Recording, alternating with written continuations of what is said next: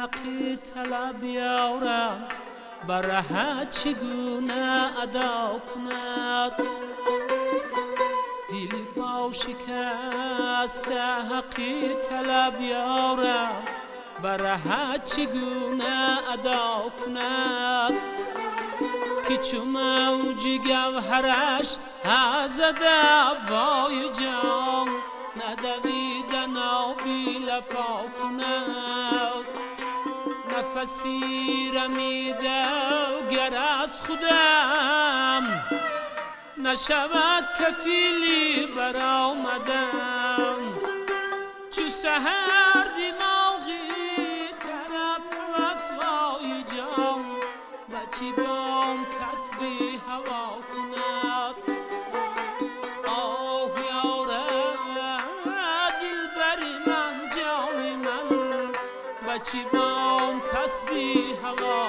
کند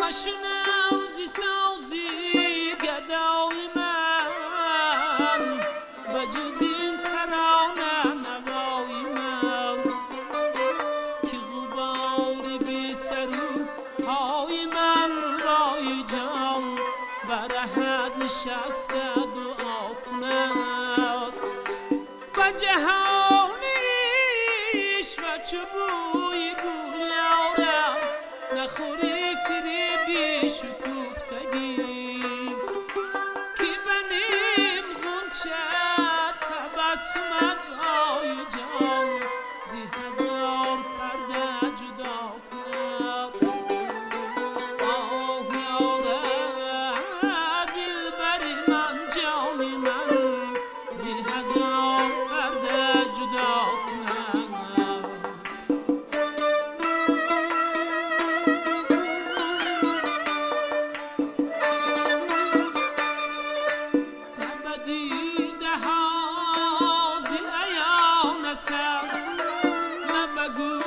شازی بیان خبر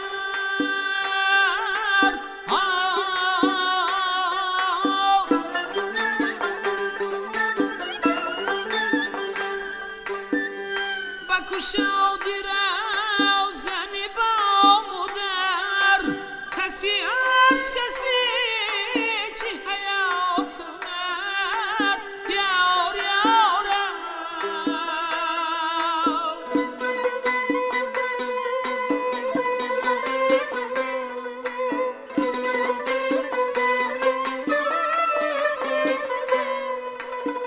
هزار پیچ و خمیر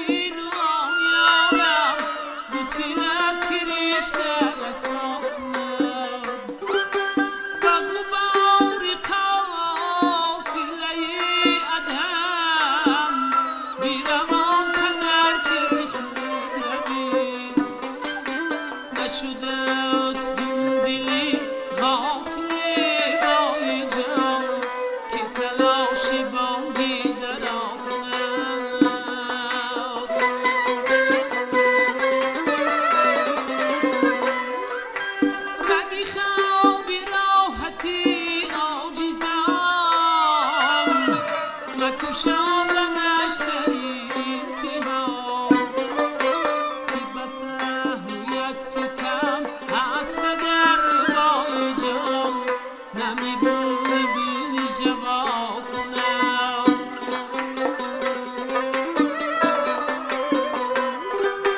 کفی دست زود به یک دیگر یارم چمنی تراوتی بدلی که زی صد بهاری گلی اکتفای جان و همین دو برگی نکند آه یاره دل بری من جان من و همین دو برگی نکند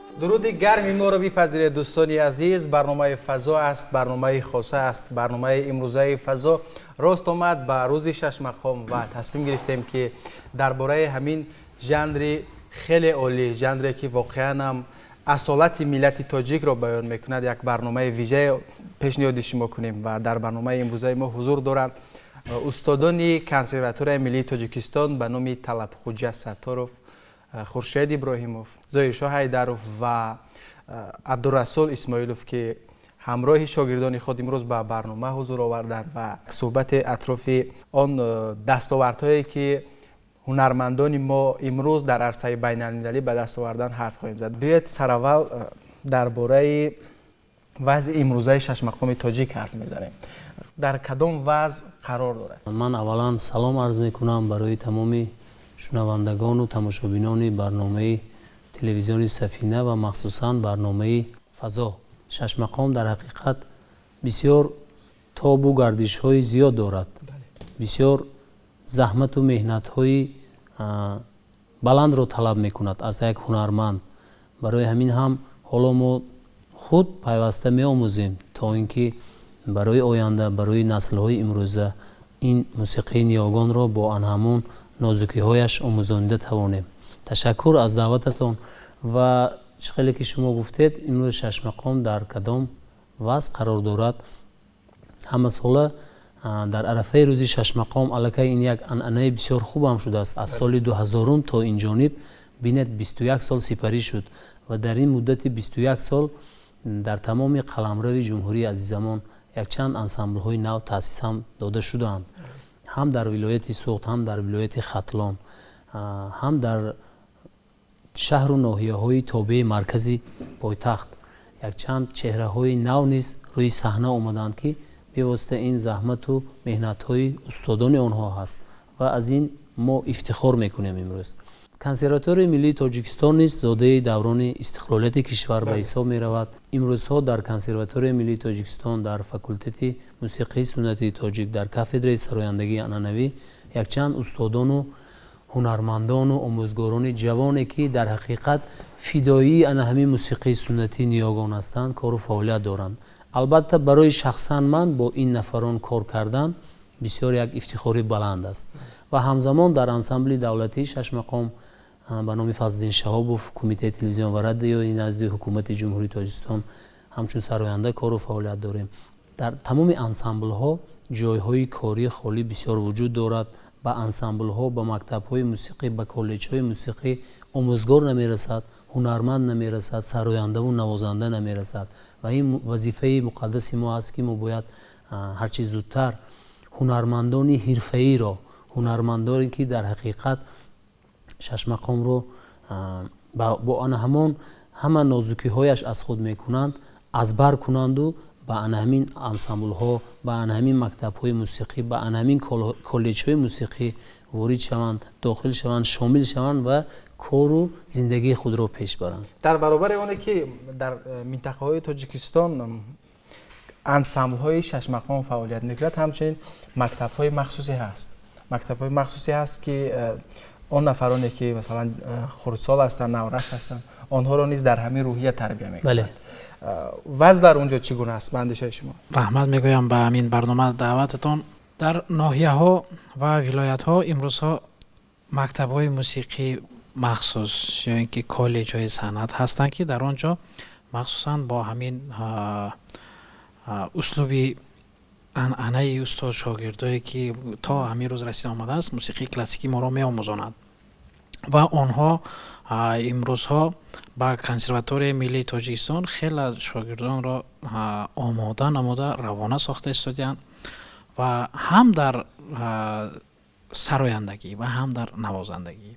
خیلی که خورشید جان قید کردن در کنسرواتوری فاکولته موسیقی سنتی تاجیک دو کافدر را در بر میگیرد، هم کافدره سرایندگی انعنوی و هم در مطربان انعنوی را در بر میگیرد.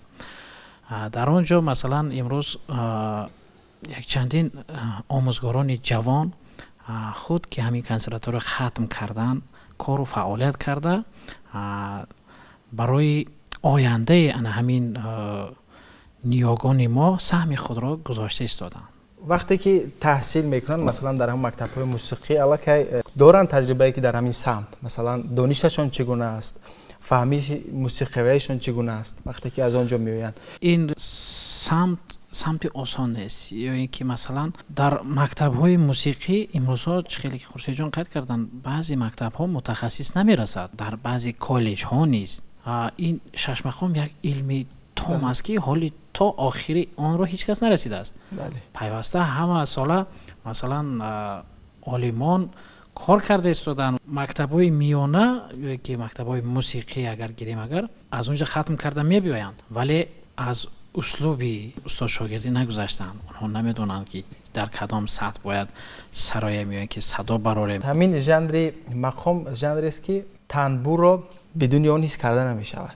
مثلا تنبور یکی از سازهای موسیقی است که خاص شش مقام است. بله، شش مقام در پرده های تنبور آفریده شده است. پرده این یعنی معنایش جای است. مقام این مکان است، یعنی که همون جای است، همون پرده است. شش پرده است، یعنی که شش پرده ای که در آن شش مقام جمع آمده است. در اساس همون پرده های خاص هر یک مقام اجرا کرده می شود. همین یک چند سال اخیر یک گروه جوانان ژانر شش مقام رو آمیخته کردن با سازهای اروپایی، یعنی با راک، با بعضی مثلا موسیقی هایی که خاصی ما نیستن. من در یک جا دیده بودم که زایشا حیدر به همین کار دست زده بود. بعد اطراف همین حرف زنیم تا چه اندازه درست است همین کارو کردن، همین ژانر رو با مثلا سازهای اروپایی آمیخته نمودن.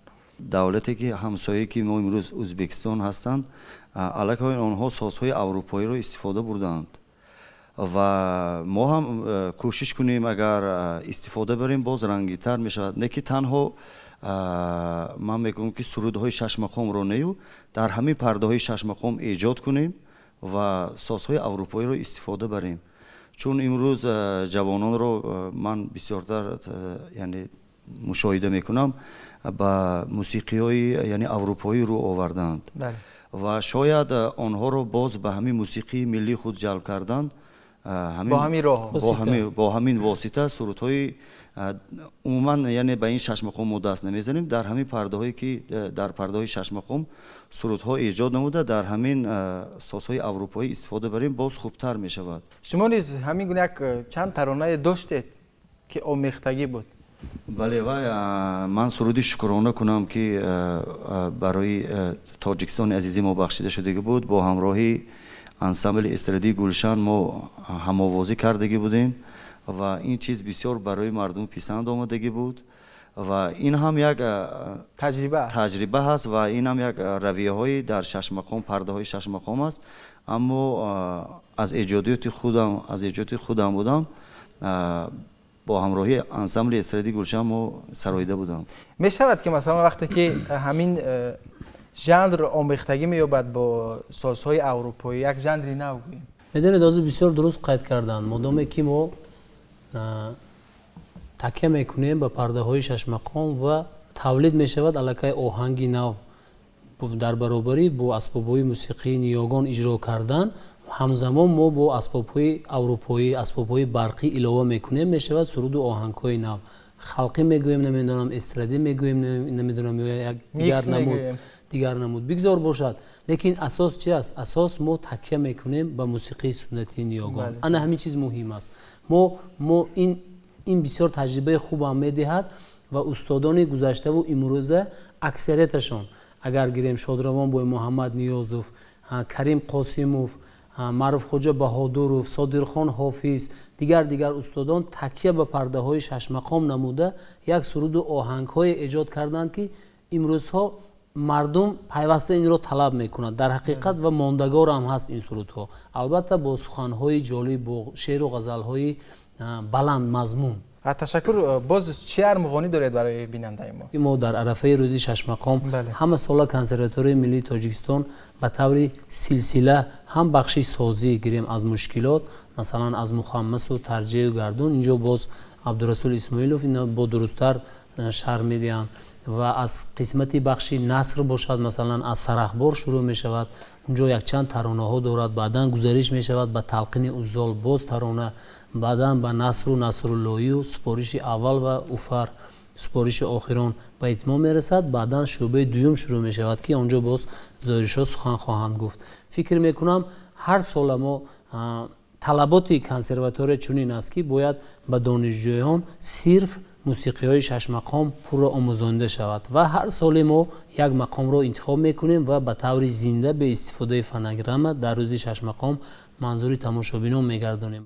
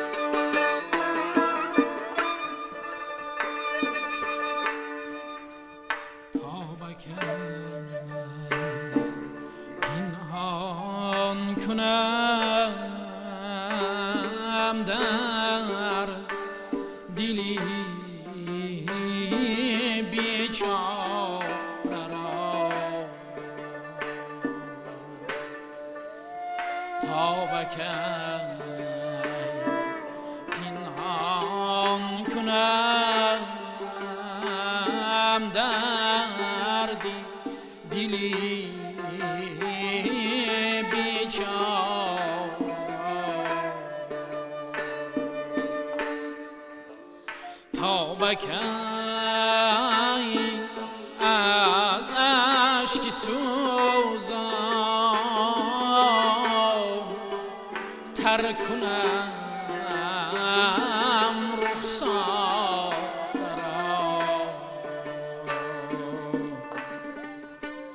از گلیستانی محبت تا رسد بوی وفا از سری کویش نکندم دیده نظاره را از سری کویش نکندم دیده نظاره را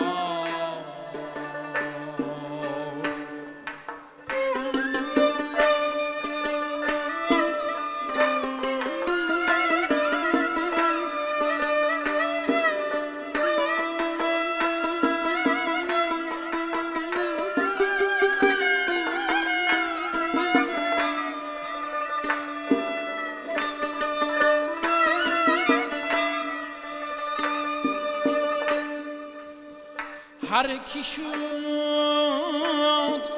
بی بهره از سودای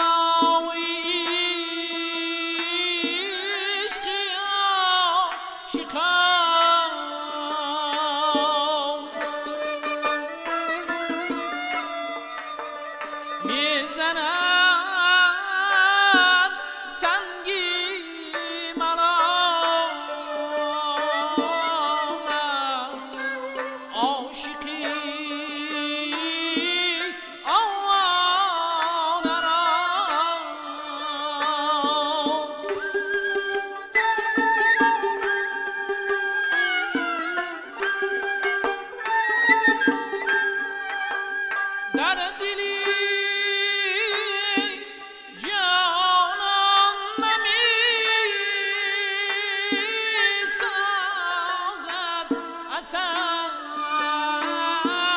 آوازی من آب سازد ناله من گرچه سنگی خانه را تا بکی پنهان کنم دردی دلی بیچاره را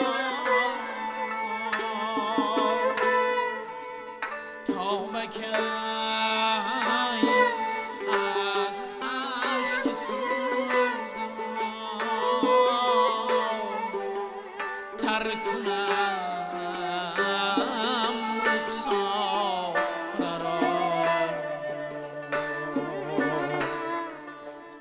تا بکی از اشک سوزم تر کنم رخساره را.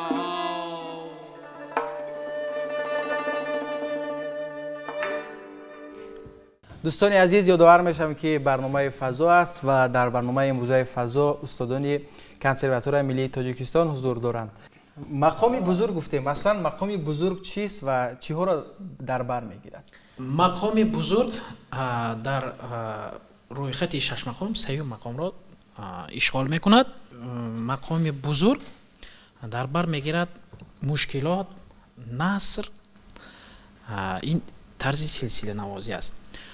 مشکلات در خود اثرهای اساسی تصنیف، ترجیع، گردون، مخمس و ثقیل را در بر میگیرد که در مقام بزرگ آن تصنیف بزرگ، ترجیع بزرگ، گردون بزرگ، مخمس بزرگ و مخمس نصراللهی، ثقیل اسلامی و ثقیل سلطان را در بر میگیرد مقام بزرگ.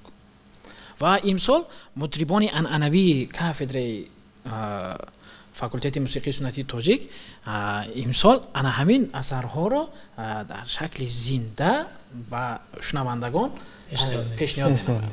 یعنی قسمتی سازی، قسمتی مشکلات، این فقط آهنگ است در آنجا. در آنجا سخن نیست، فقط در شکل آهنگ اینو اجرا کرده می شود. و نفرانی که در انمون شعبه سازهای عنعنوی میخوانند، مثلا در مطربان عنعنوی، و آنها حقوق دارند که در برابر این باز مثلا سرایندگی کنند. چرا نه؟ امکانیت دارن. کسانی که مثلا امکانیت سرایش دارن میتوانند سرایندگی کنند. مثلا بعضی مطربایی که هستند آنها هم در درجه عالی سرایندگی کرده میتوانند و سرودخوانی کرده میتوانند و خواهشی هر یک نفر. ژانر مقام بیشتر ارتباط دارد با علم عروض. علم عروض را دانستن حتمی است؟ برای هر یک سراینده از علم عروض باخبر بودن خیلی مهم است، زیرا که هر یک غزل و شعر و ترانه وزن مخصوص خود را دارد که اون را باید پیش از سرود را آموزانیدن به طور همون ضرب اصلیش باید اجرا کرد. مثلا تا نفس باقی است گرمی برق جولان تویم، فاعلاتون فاعلاتون فاعلاتون فاعلون، رمل مسمنی محذوف یا اینکه مقصور. اینجا ما نبینید چقدر که هجاهای کوتاه و دراز آماده ایستاده است. از این علم باید حتما با خبر باید بود، زیرا که هنگام سرود میخونید همون هجاهای کوتاه را باید هنگام اجرای سرود نیست درک هم کنید و هم هجا را باید کوتاه، جایی که دراز است باید دراز تلفظ کنید. این میدونید این بسیار علمی بزرگ است. عروض و موسیقی را با هم پیوست کردن یعنی که در خود هضم کردن، این یک مهارت خوب است که از جانب استادان آموزانده می شود. و امروز این جریان درس در کنسرواتوار ملی به راه مانده شده است. دانشجویان ما، شاگردان ما از علم عروض با خبر هستند و مخصوص آموزگارانی هستند که علم عروض را می آموزانند، مخصوص استادانی هستند. در گذشته نیز ما خود از این چیز برخوردار شده بودیم، از استاد شادروان عبدالقادر معنیازوف و دیگر استادان مثالی اروتالله طاهرов بایمراد شریفزاده شریف مراد اسرافیل نیا بدرالدین مقصودов که به واسطه از نازکی‌های همین فن علمی عروض آموختیم و علمی عروض خودش موسیقی است. بله بله ریتمی یک خاصی آهنگ است و که ضرب خود را دارد. واقعا ببینید که علمی مثلا خیلی مکمل است. بله. آموختنش نیز مثلا بزودی به کس دست نمیدهد. همین چخیلی که در بلاز قید کردیم تا نفس باقی است گرمی ضرب اتانینش تن تنن تن تنن در وزن اصلی شعر این خیلی است. که ما هرگامی سرود اجرا میکنیم الکی این را با ضرب فروغ تا نفس باقی است گرمی برقی جولانی تویم. ببینید اینجا دو ضرب الکی وزن شعر وزن اصلی خود را گم کرد با وزن اصلی آهنگ وارد شد. این را با هم توأم کرده در خود خوب هضم کرده برای شنونده رسانیده توانستن. همه همین جریان درس است. همین زحمت و مهنت نازکی‌هایی که میگوییم اندرون همین چیزها است. اما ببینید مثلا وقتی که تا این دوره تا اون دوره‌ای که شش مقام به علم آمد، یعنی همین یک هنری بود که از استاد به شاگرد میگذشت. مکتبی مخصوص نبود، اونها در یک مکتبی مخصوص رفته تحصیل نمیکردند، در نزد هنرمندان محبوب میرفتند و همین کسب رو مثلا از خود میکردند. ولی امروز شش مقام به علم تبدیل یافت، یعنی به کتاب تبدیل یافت. اون رو مثلا کتاب کردن، موزیکی اون رو در کتاب نوشتن و برای خواننده امروزه کمی ساده تر نبودن. اما در زمان پیش هنرمندان معروف ما همین گونه امکانیت ها رو نداشتن. یعنی اونها نمی رفتن در مکتب مخصوص یا کنسرواتوار رفته تحصیل میکنن. در گذشته چخیلی که شما قید کردید ثبت و مانند این ثبت نوتوی و کتاب و این چیزا وجود نداشت. لیکن همین رو استادان بزرگ تاجیک در خاطره خود نگاه می داشتن، از خاطره خود به شاگردان می آموزوندن و همون کتابی که از جانب استادان زنده‌یاد فضل‌الدین شهاب، شاهنظر صاحب، باباقول فیض‌الله به نوته به ادوار گرفته شد. از همون خاطره هاشون همه چیزها رو دست جمع کردن، سرجم کردن. البته با همکاری با دیگر استادان، اونجا زحمت‌های دیگر استادان زبردست نیست هست که روی همین کتاب آوردن. امروز یک دستور عملی بسیار خوب برای ما هست تا ما آماده رسیده است. وظیفه ما نیست در این بابت همین است که باید این چیز را رشد دهیم، در بابت کار و فعالیت استادان گذشته را اجرا کردن، پیروی کردن. باید صوت و نواهای نو رو همچنان آفریده شود که ماندگار باشد، مثل همون کار و واقعا همین گونه گفتید. در بالاتر زایش‌ها گفتن که باید ما شش مقام رو همون گونه به شاگردان بیاموزونیم که استادان به ما آموزاندن. بله. مثلا همون آهنگ‌های شش مقام از بازخوانی میشوند. بله. از جانب هنرمندان. بله. مثلا شاید تاریخ 100 ساله یا 150 200 ساله داشته باشن در یک ترانه شش مقام، ولی در این برابر ایجاد کردن در این سبک ترانه‌های نو آفریدن، مثلا آهنگ نو آفریدن به کی دست میتید اصلا؟ امروز یک زمره جوانانی که اکادمی مقام رو ختم نمودند، آنها در وقتی که اکادمی مقام رو خوندن علم شش مقام رو خوب آموختند. حاضر شما گفتید عروض، بسیار عروض رو خوب آموختند، اساسهای مقام و ضرب‌های آن را و یک چند علم ها را آموختند. خود از موضوع درباره مقام بزرگ بود. در این مقام بزرگ دو سه جوانانی که خطکرده اکادمی مقام بودند، صفت اوزال و صفت نصرالله را ایجاد کردند که این از پیشتر در کتاب مقام یعنی نبود همین چیز. الکی این یک نوگانی است. بله این را ایجاد کردند، الکی با کتاب وارد نمودند و امروز ایجاد نموده آنها باعث قبول است و ما امروز ها به دانشجویان الکی آموزنده ایستادیم این صفت های نو را. چگونه است همین صفت ها؟ و بسیار باعث قبول است که هم از ساختار آهنگ که سرخط، میان خط، دو نصره، نمود، اوج، فراورد و چگونه که استادان همین خیلی یعنی آمادگی بود، همین سرود ها به ما میراث آمده بود، مثل همون سرود ها هستند و یعنی صفت اوزال، تلقینچه صفت اوزال، یعنی فروغ صفت اوزال، ساقینامه صفت اوزال، اوفری صفت اوزال و این چیز الکی худи иброҳимзода аллакай сафти ушоқро эҷод намуданд, яъне сафти ушоқ муҳайяр ва якчанд ҳамин хаткардое ки академияи мақомро хат намуданд, аллакай чанд силсила эҷод намуданд ва наздики устод абдували абдурашидов як китоби хоса бароварданд ки барои мо ҷавонон як дастурамали бисёр хуб аст ва бисёр оддӣ фаҳмонда шудааст, яъне бо сохтораш. пештар дар устодоне ки китоб яъне китоби шашмақомро бароварда буданд ин гуна яъне оддифаҳм набуд. Аллакай он ҷавононе ки имрӯз шашмақом хонданду аз шашмақом бохабар ҳастанд, яъне аз асосҳои мақому аз арӯз бохабар ҳастанд, аллакай ҳамун китобро варақ мезананд, аллакай خیلی ساده است. аллакай бо ҳамун намудҳош оварда шудааст, бо ҳамун ҳангу бо ҳамун кашишҳои нолаҳо аллакай овардааст ва ин чиз аллакай шашмақоми мо сол аз сол рушд карда истодааст. از خلپان می شود برآمد، می شود ایجاد کرد، می شود بغیر از اون که مثلا یک سرآینده خوب بود، می شود ایجادکاری خوب نیز بود. خلپ اون وقت خلپ رو میشکنیم که مثلا وابسته به یک نمود، مثلا نمودی چهارگاهی مهیر است. شما میخواهید در همون پرده چهارگاه مهیر یک سلسله نو رو آفرید. میتونید ضرب آزاد است، ضربی گوناگون از دایره مثلا انتخاب میکنید، وزنهای گوناگون شعری البته وابسته به همون دایره امکانیت‌های قالب ضربی انتخاب کرده با وزنهای گوناگون سرود تکیه در پرده مثلا مهیر چهارگاه یا اینکه چهارگاه مهیر ایجاد میکنید. در گذشته هم چنین بود، یک مدت بود که استادان مثلا میگفتند که فلان کس به نام صوتی معمول است، یعنی که وای فقط صوت ایجاد میکرد.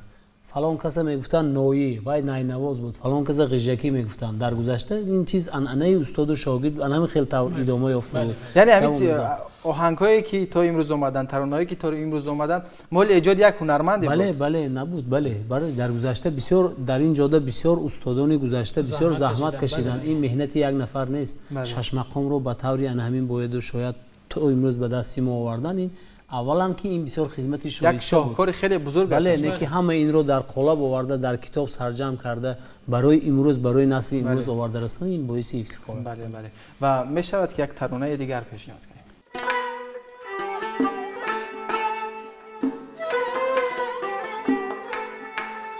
از بخت کرشمه کشته ای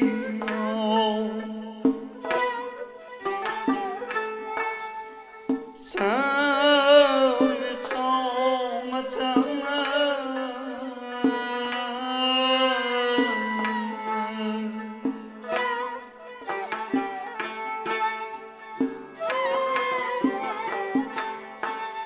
از بخت کرشمه کشته ای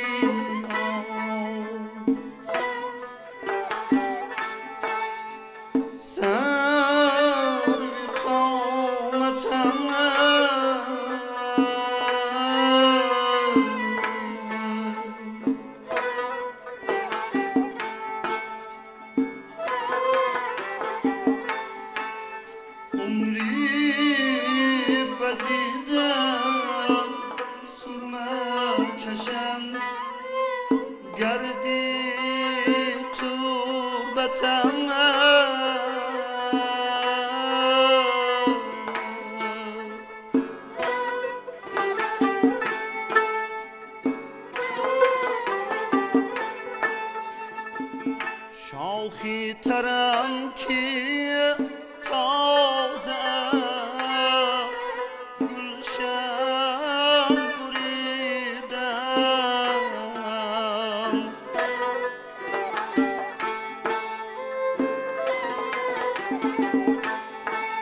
محرومی بوستانمو مردودی آتشم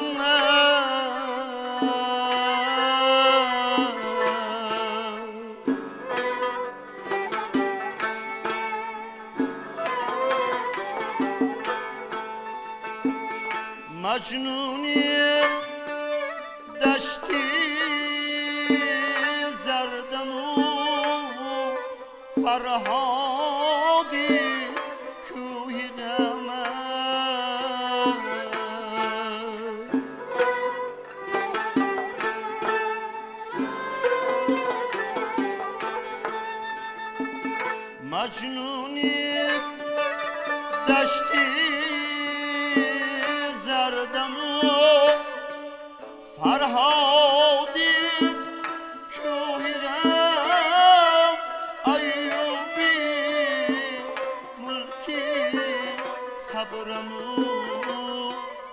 یعقوبی هجرتم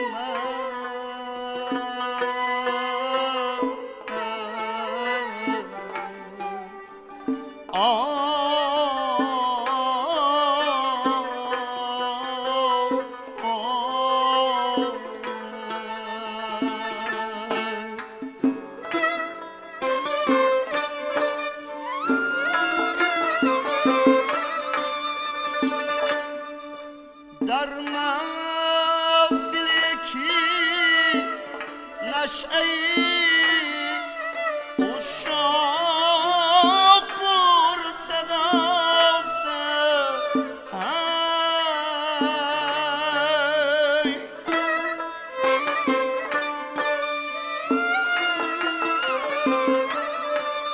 قانون نماز سوزشی داغی محبت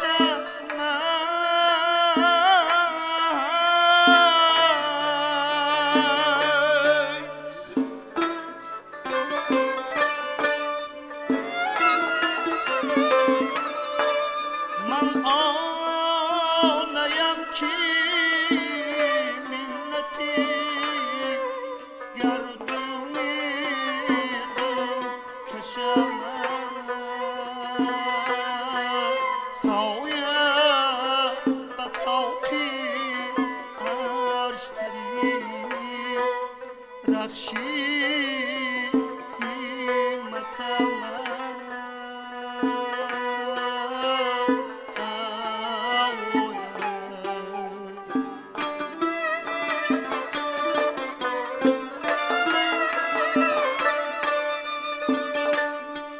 نادر نگاهی مستکی محرم ز خویش کرد سر تا به پا چو آینه لبریزی حیرتم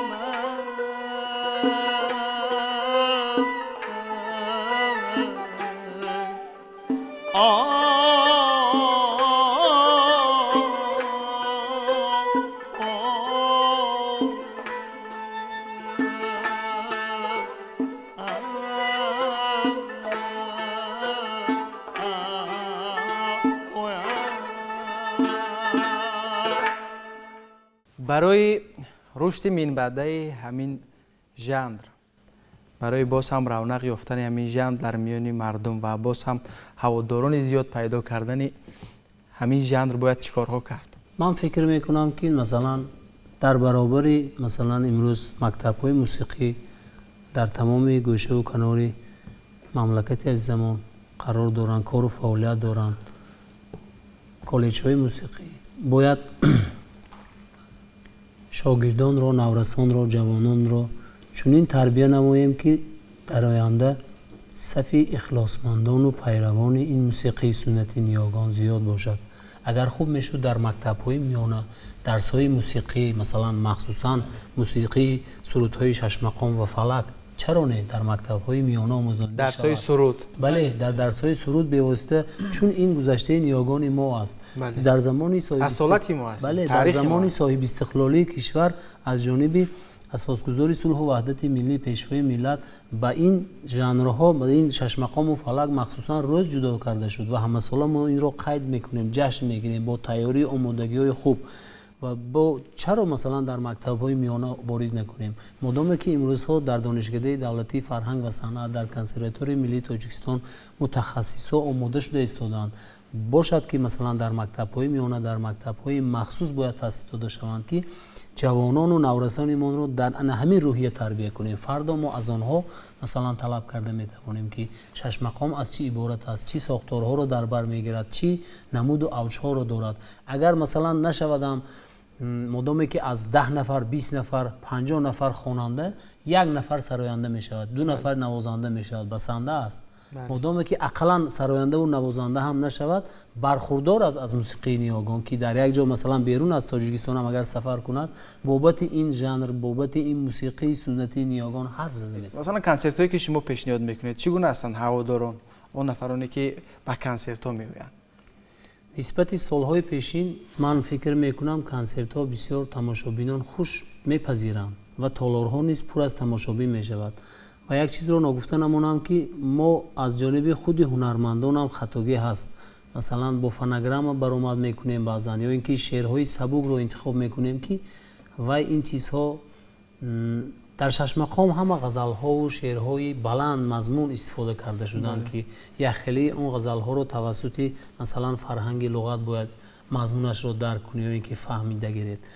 برای همین هم شاید جوانان روی میارند بگذار باشد مثلا در ژانر استرادا باشد، در ژانر رپ هم باشد، نمیدونم در دیگر ژانرها هم باشد، لیکن باید اساس تکیه کنیم به موسیقی سنتی نیاگان. و می‌سازد که نه تنها در روز شش مقام قدر تلاش کنیم، می‌سازد که همه روزه برای این ژانر موسیقی، برای این یکی از شاهکاری‌هایی هست که در یونسکو ثبت شده است از نام مردم تاجیک و می‌سازد که برای رشد یا برای معرفی کردن این صنعت موسیقی در عرصه بین المللی باز هم کارهای بیشتر کرده شود. می شود که فستیوال های براهمون که هنرمندان دنیا رو به تاجیکستان دعوت کرد و همین ژانر موسیقی رو به این وسیله مثلا معرفی کرد. راههای دیگری هست که باز هم جوانان رو بیارن به همین ژانر و این اصالت ما است. من بار دیگر میگم که تاریخ ما است و نمی شود که از این رو گرداند.